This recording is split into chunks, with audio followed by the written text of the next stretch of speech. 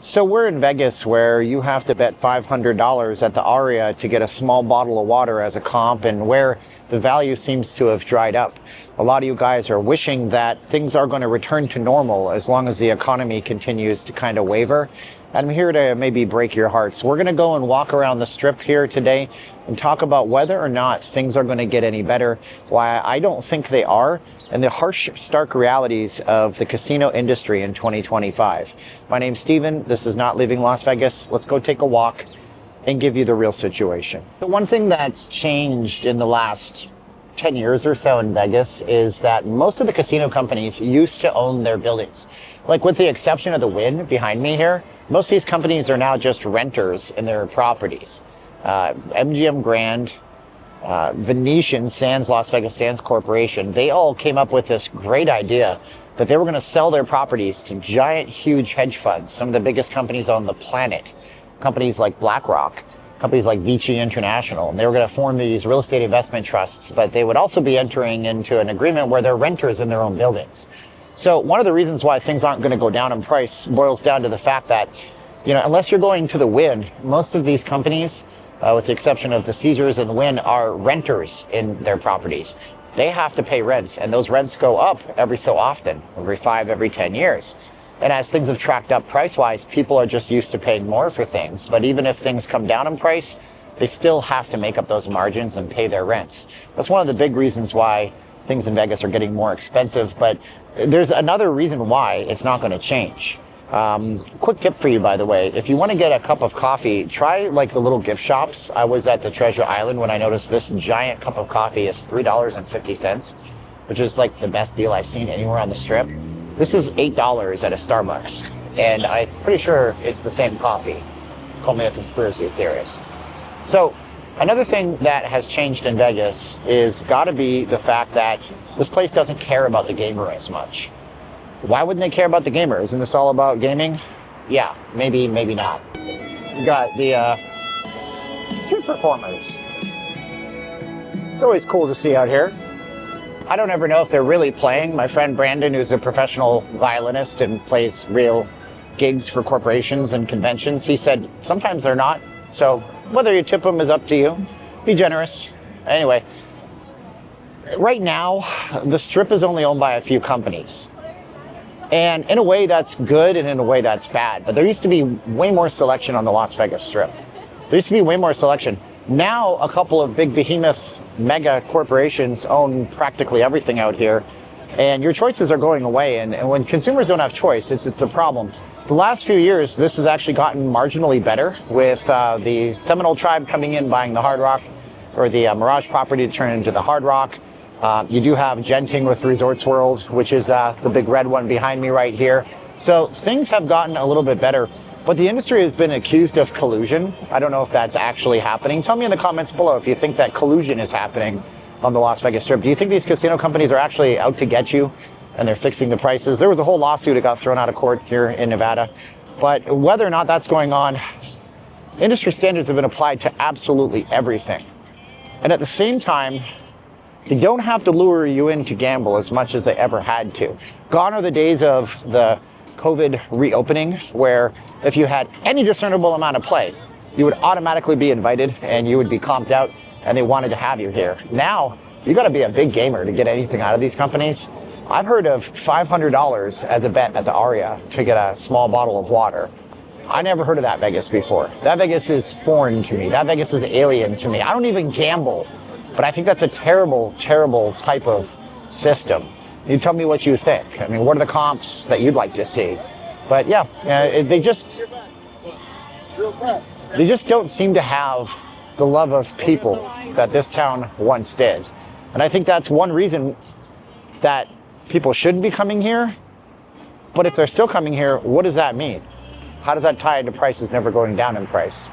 No, one of the main things that's happening in the economy right now is tolerance by the consumer and changing consumer preferences. Every year, the city sends out people, or it's the convention authority or somebody, they send out people, a big crew of folks, to take surveys of people who come to Vegas. The younger people are coming to Vegas in droves, and the older people are going to end up getting to a point in their life where they don't really vacation far from home. So if you're somebody who came to Vegas throughout the 80s, watched it transition to family stuff in the 90s, watched the skyscraper boom as all these giant huge towers got built around us, and you got used to a certain level of customer service and a certain level of satisfaction, those days are gone because you're no longer the target market. And these corporations are coming in and they're realizing that they can give less to people and give the perception that they're still getting something of value. And so it's kind of like shrinkflation for the casino industry in Vegas. Vegas is melting down because they can provide less value and still get consumer satisfaction from a certain type of consumer. Now, I don't want to say that younger people are stupid, because they're not. They're some of the most upwardly kind of spendy groups out there, but they are the ones who seem to not understand how the city used to be. If you told them that back in the day, a couple $1,000s on a table would get you a steak dinner that was worth $200-300, they would be blown away. But that's not what's happening now. These folks are coming into town, they're not coming for gambling, so the gambling comps don't really matter as much. And all the gambling revenue is still here, but it's being somewhat replaced with big special events and shows over at the Sphere behind us and convention shows. This guy's very talented too, isn't he? I love it when you see the singers, because you know that they're singing. That's the real deal. So if we're replacing one demographic with another, what does that mean for the future of, the service industry in Vegas and the comps and all these things that used to be what drove people to come here? Where everybody knows your name, like the old theme song from the show Cheers. That's another question altogether. And I hope the younger people can sort it out for us, because people need to demand satisfaction once in a while, don't they? And I suppose the other thing to consider too is, if those younger people are coming here and they have more money and we're changing the demographics of the city, then they're not catering to the budget traveler in Vegas anymore. Vegas is just not having the value proposition for you. Then you're not the target market. And I've said it before in videos that I've made, and I've said, if I go to the Apple store over there at the Fashion Show Mall, the big flying saucer behind me, and if I complain to people and I say, well, this MacBook is too expensive, I can get a pretty much similarly equipped Dell laptop for $500 less, $1,000 less. People at the Apple store aren't going to reduce the price for me just because I have an objection over the price. They're just going to tell me that I should go over to Best Buy and buy something at the Best Buy that says Dell on it.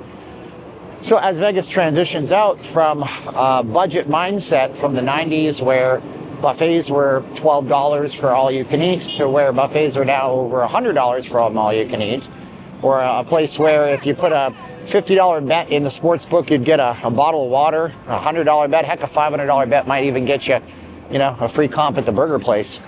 As we transition from all that stuff into this new era, you may not be the demographic for coming to Vegas. Another thing too is the strange question about whether or not you should sell something for $1 million profit or for a $1 profit. Let me explain that one. This might just blow your mind. So this one actually struck me when I was in Orlando, Florida, of all places, and I found out a stat about Orlando. I found out that the average visitor to Orlando, Florida goes every 10 years or so. But when they go, they might spend $10,000 on the parks and the accommodations and everything else. So what that led me to believe was that if Orlando is going to make an average price range of maybe 20 grand worth of a big person on their vacation for a certain amount of time, Vegas was just doing the same thing. However, the value proposition was different, leading to the question, would you rather make $1 million profit by selling something with a $1 profit 1,000,000 times, or selling something with $1 million profit once? So the value proposition in Vegas has shifted, it's changed. It's become a little bit more recession-proof. Vegas is offering premium experiences to people. They're offering the ability for you to come and watch your favorite sports team. They're offering the ability for you to come out here and see a concert at a venue that is so over the top and audacious like the Sphere. They're offering you the opportunity to come out and have these high-end experiences. You might have come out to Vegas every year and maybe your average trip was worth $1,500 to $2,000. And over the course of 10 years, you spend maybe 20 grand without even knowing it. But now you might intentionally come out and spend $4,000, $5,000, $6,000 every 3 or 4 years as your team comes to play the Raiders, if it's an AFC, NFC type of game, or as you come out to watch a big sporting event like what we have with the Super Bowl coming into town. these premium events make Vegas a destination like it's never been before, and none of that's really going to change either, as they have to attract people with more marketing, more social media, and as these younger people transition into not gambling as much, kind of seems like the cards are stacked against the value proposition coming back to Vegas anytime soon. So then, like, what is the answer? How does Vegas strike a chord and bring back value and balance it with this new type of economy that it's created for itself? And the answer is it probably doesn't. I mean, this is just a transition that was going to come eventually. Eventually, Vegas was going to grow up and become more like LA, more like New York, more like these big type of tourist destinations where people come out occasionally, but they don't really form their story and their history of vacations here as much, just because the prices just don't work for them. And we're all going to have these fuzzy memories of Vegas in the past. But the question is, was it really better in the past? Because I remember coming back here in the 90s as a kid, and it certainly wasn't a tenth of the options to do what you can do in the modern day Vegas. You certainly couldn't spend a day watching nothing but sports. You can do that now with the Golden Knights and the Raiders, and soon to have the Las Vegas Athletics here in town in a few years. You know, there certainly wasn't the amount of shows, there wasn't the amount of restaurants, there wasn't the amount of attractions. So things get better, things get worse over time.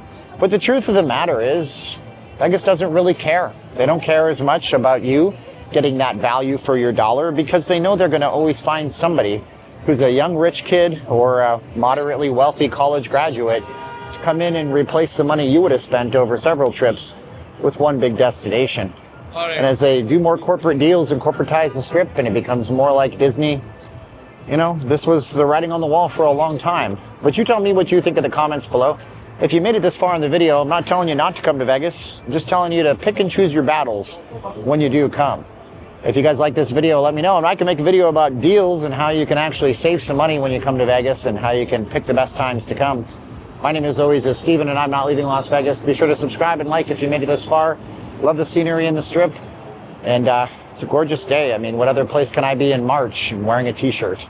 But now's the time of the video where I say 3, 2, 1, click. Are you ready? We say 3, 2, 1, and click!